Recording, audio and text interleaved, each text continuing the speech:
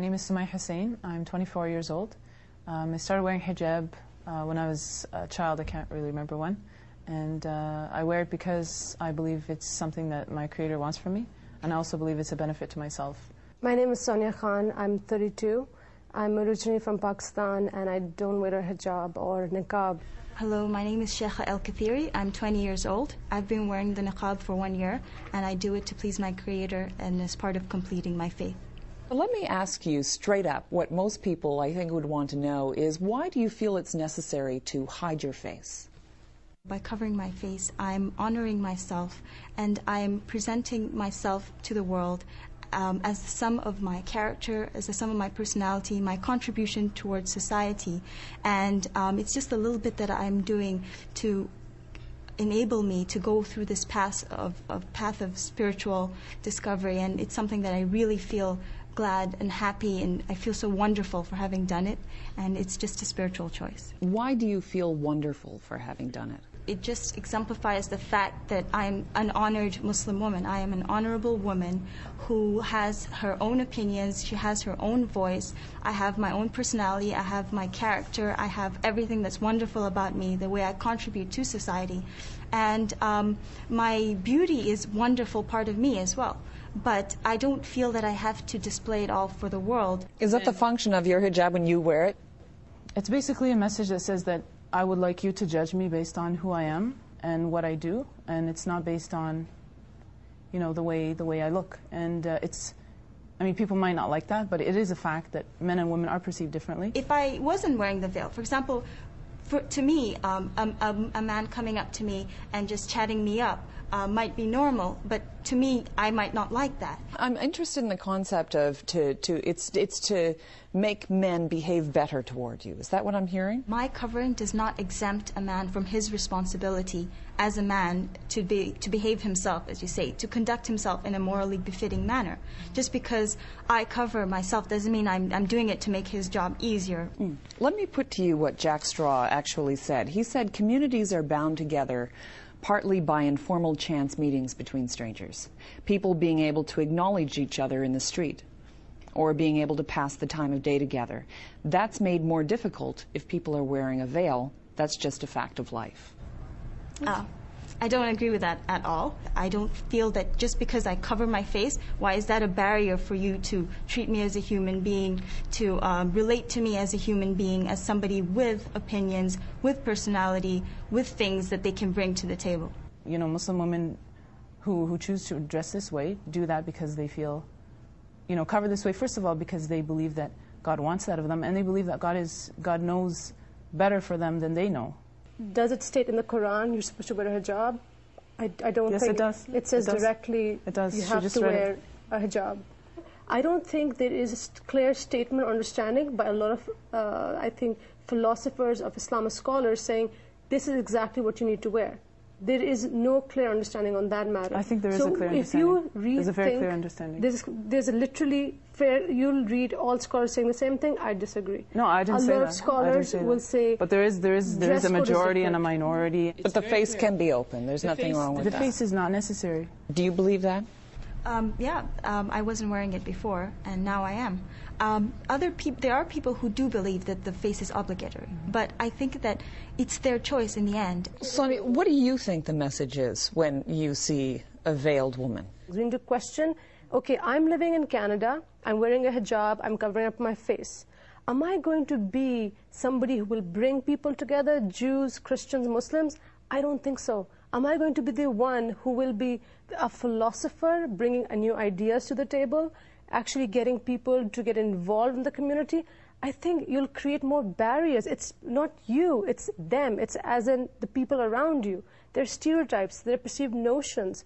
All I'm saying is, as a Muslim, you're a missionary at heart.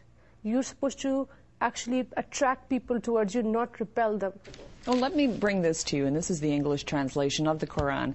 Tell the faithful women to lower their gaze and guard their private parts and not display their beauty except what is apparent of it, and to extend their scarf to cover their bosom. Are you not being faithful to the Quran? It doesn't say cover any particular part except for the bosom. So I think it's about the humility of it, and there's no kind of implication of what item do you need to wear. We need to integrate, we need to assimilate, and we need to be able to move from one culture to the other without looking like something out of a different era. I don't think it creates any barriers. I don't think you have to assimilate in all ways. I think you should assimilate in the basic human ways of goodness and helping others, but you shouldn't have to assimilate in your dress, because what is dress? It's just superficial. No, it's not. People always perceive you by what you wear. No one, I'm not talking about your communication. For example, if I'm non-Muslim, I will judge you. I will put a label on you and I'll walk away because how is that our fault, though? It's not your fault, but I think the world has changed, and as a Muslim, you need to represent Islam as an encompassing thing, not an exclusionary thing. You're excluding people in your world. Samaya, you want to say something to that? I think you need to give people a little bit more credit. Like, people are really, they're not that stupid. Like, I mean... You mean the public at large? Yeah, I mean, just because someone's covered up in a certain way, it doesn't mean that everyone is going to see them as someone who's completely weird. But is there discomfort? Can you feel discomfort from people who are not Muslim, who don't understand? If I meet someone who doesn't know anything at all about Islam and has no stereotypes, they're going to be very friendly with me. It's the baggage and it's the stereotypes that make people, you know, defensive and prejudiced and so on. Mm-hmm. I know people are walking, look at me, don't agree with me. That's totally acceptable. How do you know? I know, because I know that the way they look at me. How do they look at you? Okay, there are a few people who give dirty looks and stuff like that. Mm-hmm. I'm used to it. Most people, they're just curious. They don't know, which is fine too. I wish they would come ask me. I'd love to explain it. Essentially, what Jack Straw was saying, and a lot of people are saying now, is, you know, how can I trust you? How can I get a feel for what you're saying if I can't see the entirety of your face? Well, let me ask you a question. How do you get a feel for what somebody's saying when you talk to them on the phone? And we use telephones like constantly nowadays. People use the internet. Do you believe you're equal to a man?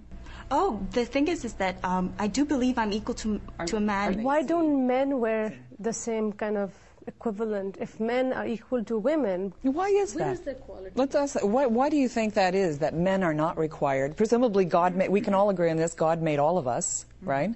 He made my face, your face, a man's face. Why would he require a woman to cover some aspect of herself and not a man? Covering yourself is something that's natural to us. We cover parts of ourselves that we think is not for public consumption. Mm-hmm. And if people differ on what that modesty is, I think that's totally fine, and I don't see why anyone should have a problem with it. And the issue of equality in dress, I mean, men also have their own dress code that they can't just walk around wearing whatever they want. So if Jack Straw if you were in his office and he said, "Would you mind removing the veil so I could talk to you in the presence of another woman?" what would you say? I would say, I do mind. Why does it bother you that I have to remove it in front of you? Can't you communicate with me as a normal human being?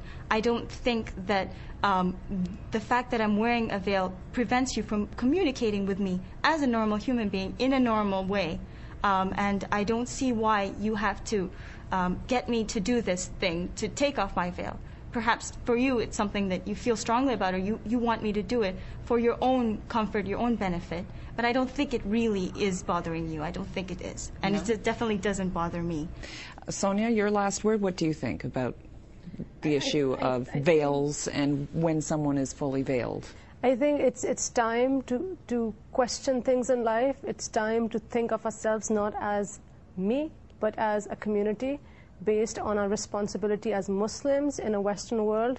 I think we need to be more responsible to actually improve the image of Islam and be more integrative.